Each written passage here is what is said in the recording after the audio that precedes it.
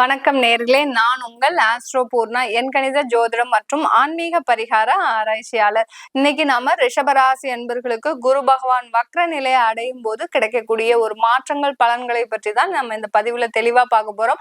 இந்த பதிவை பார்க்கறதுக்கு முன்னாடி நீங்க சப்ஸ்கிரைப் பண்ணலைன்னா சப்ஸ்கிரைப் பண்ணிக்கோங்க. பெல் பட்டன்ல ஆல் ஆப்ஷன் சூஸ் பண்ணுங்க. ரிஷபராசி அன்பர்களுக்கு ராசியிலேயே கடந்த மே மாதம் குரு பகவான் பயிற்சியாகி இருக்கிறாரு. இப்போ அக்டோபர் மாதம் 9ஆம் தேதி வக்ர நிலைக்கு திரும்புகிறார் குரு பகவான். கிரகங்களிலேயே ராஜ கிரகமான அந்த குரு பகவான், சுப கிரகமான அந்த குரு பகவான் தன்னுடைய இயல்பு நிலையை வக்ர நிலையாக மாற்றி கொள்ள போகிறார் அக்டோபர் மாதம் 9ஆம் தேதி. இந்த குரு வக்ர நிலையாகப்பட்டது அடுத்த வருடம் எப்போ நிவர்த்தி ஆகுது அப்படின்னு பாத்தீங்கன்னா, இந்த வக்ர நிலை இந்த 9ஆம் தேதி அக்டோபர் மாதம் காலை சுமார் 11:46 வக்ர நிலைக்கு வருகின்ற அந்த குரு பகவான் அடுத்த வருடம், அதாவது 2025 மே மாதம் 4ஆம் தேதி வரை அந்த வக்ர நிலையிலேயே இருக்கிறார். 5ஆம் தேதியில தான் அவர் தன்னுடைய இயல்பு நிலைக்கு மாறுகிறார். கிட்டத்தட்ட 4 மாதங்கள் இந்த குரு பகவான் வக்ர நிலையிலேயே இருக்க போகிறார். இந்த வக்ர நிலையில இருக்கக்கூடிய அந்த குரு பகவான் ரிஷபராசி அன்பர்களுக்கு பாத்தீங்கன்னா, ராசியிலேயே இருக்கக்கூடிய அந்த குரு பகவான் மே மாதத்துல இருந்தே இந்த ரிஷபராசி அன்பர்கள் கடந்த மார்ச் மாதத்துல இருந்தே நிறைய ஒரு இடமாற்றங்களை நிறைய பேர் அனுபவிச்சிருப்பீங்க. குடும்பத்தோட ஒரு வேற ஊருக்கு பயிற்சியா இருக்கிறது, அடுத்து பாத்தீங்கன்னா உங்களை குடும்பத்தை விட்டுட்டு நீங்க வேலைக்காக இன்னொரு இடத்திற்கு மாற்றம் செய்திருப்பது, இதெல்லாமே நடந்திருக்கும் சில ரிஷபராசி அன்பர்களுக்கு. இப்படிப்பட்ட இந்த ரிஷபராசி அன்பர்களுக்கு இந்த வக்ர நிலை பாத்தீங்கன்னா உங்களுக்கு ஒரு நல்ல ஒரு சுகமான ஒரு வாழ்வை கொடுக்கக்கூடிய ஒரு நேரமாக இருக்க போகுது. இந்த சுப கிரகம் பாவ கிரகங்களுடைய ஒரு நிலைக்கு தள்ளும் போது இந்த ரிஷபராசி என்பவர்களுக்கு சந்திரன் மீதே அந்த குரு பயணிக்கும் போது தேவையில்லாத ஒரு அவமானங்களை அனுபவிச்சிருப்பீங்க இந்த ரிஷபராசி என்பவர்கள். கடன்கள் மூலமாக ஒரு அவமானங்கள் அசிங்கங்களை அனுபவிச்சிருப்பீங்க. ஊர்ல இருந்து வெளியூருக்கு செல்லக்கூடிய ஒரு சூழ்நிலைக்கு ஆளாகியிருப்பீங்க. சில பேர் பாத்தீங்கன்னா ஒண்ணுமே எந்த விதமான ஒரு பிரச்சனையுமே இருந்திருக்காது. உங்க குடும்பத்தை விட்டு பிரியக்கூடிய ஒரு சூழ்நிலைக்கு நீங்க ஒரு மாற்றத்தை அனுபவிச்சிருப்பீங்க. இந்த மாதிரியான ஒரு தேவையில்லாத மாற்றங்கள், ஏதோ ஒரு மனசுல ஒரு சஞ்சலப்பு ஏற்படக்கூடிய ஒரு நேரமாக தான் கடந்த ஒரு மார்ச் மாதத்துல இருந்து இந்த ரிஷபராசி அன்பர்களுக்கு இருந்துட்டு இருக்கும். ரிஷபராசி அன்பர்கள் பொதுவாகவே சொல்ல போனா இவர்கள் நிறைய தன்னுடைய மனசை குழப்பிக் கொண்டே இருப்பவர்கள். ஏன்னா இவர்களுடைய ராசிக்கு அதிபதி சுக்கிரன், இவர்களுடைய ராசியில சந்திரன் உச்சம் பெறார். அப்படி இருக்கும்போது அந்த சந்திரன் உச்சம் பெறும்போது அந்த ரிஷபராசி அன்பர்கள் எப்போதுமே பாத்தீங்கன்னா அதிகமான ஒரு மன குழப்பங்களை உடையவர்களாக இருப்பாங்க. நம்ம செய்யற முடிவு கரெக்டா, நம்ம செய்யற ஒரு தொழில் சரியான ஒரு தொழிலா, இல்ல நம்ம இந்த தொழிலை விட்டுட்டு வேலைக்கு செல்லலாமா, இந்த வேலையில நம்மளுக்கு நல்ல வருமானம் இல்லையே, நம்ம எப்படி நம்ம அடுத்த நம்மளுடைய குழந்தைகளை படிக்க வைக்கிறோம், இப்படி ஒவ்வொரு ஒரு கட்டத்திலையும் இந்த ரிஷபராசி அன்பர்கள் தன்னுடைய எதிர்காலத்தை பத்தியே நினைத்து கொண்டு இருப்பவர்களாக தான் இருப்பார்கள். தன்னுடைய வாழ்க்கை எப்படி இருக்கும், அடுத்த ஜென்மத்து வரைக்கும் போயிடுவீங்க. நீங்க ரிஷபராசி என்பர்கள் எப்படி இருப்பீங்க, அந்த அடுத்த ஜென்மத்துல நம்ம இந்த மாதிரி இன்னும் நமக்கு இந்த ஆசை தீரலைன்னா அடுத்த ஜென்மத்துல நம்ம என்னவா பிறப்போம், நம்ம எப்படி இருக்க போறோம், இப்படி தன்னுடைய மனநிலையை ஒருநிலைப்படுத்தாத ஒரு நபர்களாக தான், ஒரு ராசி என்பர்களாக தான் இந்த ரிஷபராசி என்பர்கள் நீங்க இருப்பீங்க. இப்படிப்பட்ட இந்த ரிஷபராசி என்பர்களுக்கு இந்த குரு வக்ர நிலை ஒரு அதிகமான ஒரு வளர்ச்சியையும் சுப நிகழ்ச்சிகளையும் தரக்கூடிய ஒரு நேரமாக தான் இருக்கும். இப்போ உங்களுடைய ஜாதகத்திலேயே குரு வக்ர நிலை அடைஞ்சிருக்கிறாரு, குரு தசையே நடக்குதுன்னா கண்டிப்பாக இந்த 4 மாதத்துல இந்த ரிஷபராசி அன்பர்களுக்கு நல்ல ஒரு தொழில்ல ஒரு முன்னேற்றம் நடக்க போகுதுங்க. ஏன்னா உங்களுடைய ராசிக்கு அதாவது 11ஆம் வீட்டு அதிபதி லாபஸ்தானாதிபதியாகப்பட்ட அந்த குரு பகவான் உங்க ராசியிலேயே வக்ர நிலை அடையும் போது உங்க தொழிலினுடைய முன்னேற்றமாகப்பட்டது விரைவு விரைவாக கொண்டு செல்லப்படக்கூடிய ஒரு நேரமாக இருக்கும். இந்த ரிஷபராசி என்பர்கள் நிறைய பேர் பாத்தீங்கன்னா கமிஷன் தொழில் செய்யறவங்களா இருப்பீங்க, இல்ல கான்ட்ராக்ட் உத்தியோகம் செய்யறவங்களா இருப்பீங்க, இல்ல கட்டிட வேலை செய்பவர்களா இருப்பீங்க. இந்த மாதிரியான ஒரு தொழிலுக்கும் அடுத்து பாத்தீங்கன்னா நிறைய ரிஷபராசி அன்பர்கள் பாத்தீங்கன்னா கவுன்சிலிங், அதாவது கன்சல்டிங் தொழில் செய்யறவங்களா இருப்பீங்க.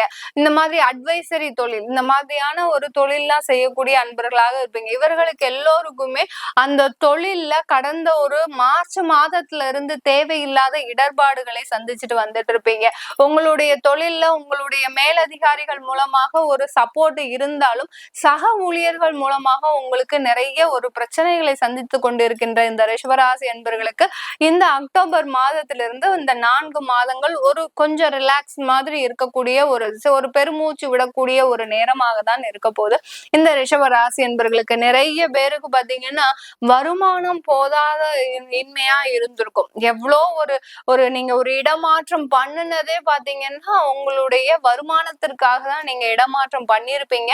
அப்படி இருந்தும் அங்க வரக்கூடிய நீங்க அங்க வாங்கக்கூடிய ஒரு சம்பளமோ அங்க வாங்கக்கூடிய வருமானமோ உங்களுக்கு போதுமானதாக இருக்காது. எவ்வளவோ நீங்க கண்ட்ரோல் பண்ணி உங்களுடைய செலவுகளை செய்தாலும் அந்த குரு பயிற்சி ஆனதுல இருந்து உங்களுக்கு அந்த வருமானம் போதாததாக இருந்திருக்கும். கடன்களை அடைக்கக்கூடிய அளவிற்கு உங்களுடைய வருமானம் இருந்திருக்காது. இந்த 4 மாதங்கள் உங்களுக்கு வருமானம் ஒரு அதிகமாக வரக்கூடிய ஒரு நேரமாக இருக்கும். சில ரிஷபராசி அன்பர்களுக்கு பாத்தீங்கன்னா நீங்க பணத்துல ஏமாந்திருப்பீங்க. நிறைய ரிஷபராசி அன்பர்கள் பாத்தீங்கன்னா கடந்த காலத்துல பணத்தினால ஏமாறப்பட்டிருப்பீங்க. சில பேருக்கு கடன் கொடுத்திருப்பீங்க, உங்களுக்கு வராம இருந்திருக்கும். சில பேருக்கு நண்பர்கள்னு சொல்லி ஒரு கைமாத்தா பணம் கொடுத்திருப்பீங்க. இப்போ உங்களுக்கு அது தேவைப்படுது, அதை கேட்டானாலும் அதை பதிலளிக்கக்கூடிய ஒரு நண்பரா இருக்க மாட்டீங்க. இப்படி ஒரு பக்கத்துல இருக்கக்கூடிய ஒரு நண்பர்களாலையும் உறவினர்களாலையும் அதிகமாக ஏமாறப்பட்டவர்கள் இந்த ரிஷபராசி அன்பர்கள். ஏன்னா நீங்க ரொம்ப வெள்ளேந்தியா இருக்கிறீங்க. ஒரு வெகுளித்தனமான பேச்சு, ஒரு நளினமான ஒரு பேச்சு, மற்றவர்களை மயக்கக்கூடிய அளவிற்கு உங்களுடைய பேச்சு இருக்கும்போது அப்படிப்பட்ட உங்களையே அவர்கள் ஏமாற்றி செல்லக்கூடிய ஒரு நபர்களாக இருந்திருக்கிறாங்கன்னா அதற்கு உங்களுடைய கால சூழ்நிலைகள் தான், உங்களுடைய ஏமாறக்கூடிய ஒரு சூழ்நிலைகள் தான் உங்களுக்கு இன்னைக்கு அந்த மாதிரியான ஒரு ஏமாற்றத்தை தந்திருக்கு. இது எல்லாமே இந்த 4 மாதத்துல அந்த பண வரவுகள் எல்லாமே வரக்கூடிய ஒரு நேரமாக இருக்கும் இந்த ரிஷபராசி என்பர்களுக்கு. ஏன்னா குரு வக்ரநிலை அடையும் போது இந்த ரிஷபராசி என்பர்களுக்கு வராத பணங்கள் வரக்கூடிய ஒரு நேரமாக தான் இருக்க போகுது இந்த ரிஷபராசி என்பர்களுக்கு. இந்த ரிஷபராசியில இருக்கக்கூடிய பெண்கள் பாத்தீங்கன்னா அதிகமா ஒரு உழைப்பாளிகளாக தான் இருப்பாங்க. தனக்குள்ளேயே நிறைய வேதனைகளை வச்சுட்டு அந்த குடும்பத்துல நம்ம ஒரு நிலை நாட்டணும், இந்த குடும்பத்தை ஒரு நல்லா கொண்டு வர்றதற்காக நம்ம தீராது அயராது உழைக்கணும் அப்படின்றதுக்காக ரொம்ப போராடுவீங்க. ஒரு போராட்டம் மிக்க நபர்களாக தான் இந்த ரிஷபராசி பெண்கள் நீங்க இருக்கிறீங்க. உங்களுக்கு ஒரு நல்ல காலம் தொடங்கிடுச்சுன்னு தான் சொல்லணும் இந்த அக்டோபர் மாதத்துல இருந்து. இதுல இருக்கக்கூடிய அந்த 4 மாதத்துல பாத்தீங்கன்னா நீங்க எந்த அளவுக்கு உங்களுடைய திறமையை பயன்படுத்துகிறீர்களோ, சில பேர் பாத்தீங்கன்னா உங்களுக்கு நல்ல குவாலிட்டிஸ் நல்ல திறமைகள் இருந்தும் உங்களுடைய அலுவலகத்திலையும் நீங்க செய்கின்ற தொழிலையும் ஒரு மதிப்போ ஒரு மரியாதையோ கிடைக்காத ஒரு நேரமாக இருந்திருக்கும் கடந்த ஒரு மார்ச் மாதத்திலிருந்து. இந்த அக்டோபர் மாதத்திலிருந்து உங்களுக்கு ஒரு நல்ல ஒரு மதிப்பும் உங்களுக்கு திறமைக்கேற்ற ஒரு வருமானமும் கிடைக்கக்கூடிய ஒரு நேரமாக இருக்கும். சில பேர் நீங்க வெளிநாடு எல்லாம் ட்ரை பண்ணீங்கன்னா கண்டிப்பா உங்களுக்கு அதற்குண்டான ஒரு சாதகமான ஒரு சூழ்நிலை தான் இருக்குது இந்த ரிஷபராசி பெண்களுக்கு. ரிஷபராசியில் இருக்கக்கூடிய பொதுவான நபர்களுக்கு இந்த வேலை வாய்ப்பு சம்பந்தமான நிறைய வளர்ச்சிகள் கிடைக்கக்கூடிய நேரம். சில பேர் பாத்தீங்கன்னா கடந்த ஒரு 1.5 வருடமாக நீங்க வேலைக்காக ட்ரை பண்ணிக்கிட்டே இருக்கிறீங்க, எந்த விதமான ஒரு மாற்றமும் இல்லை. அது எல்லாமே இந்த 4 மாதத்துல கண்டிப்பா கிடைக்கக்கூடிய ஒரு நேரமாக இருக்கும்.